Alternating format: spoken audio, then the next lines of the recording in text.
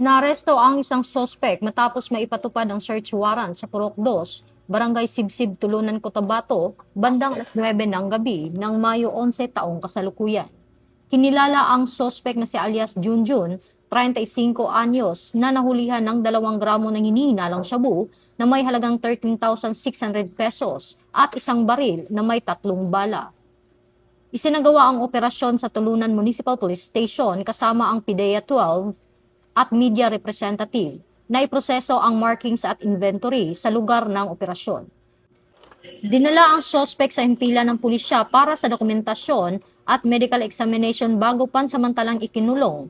Patuloy na hinihikayat ng kapulisan ang mamamayan na makipagtulungan at agad mag-ulat sa mga otoridad ng anumang kahinahinalang aktibidad upang mapanatili ang kapayapaan at kaligtasan sa komunidad.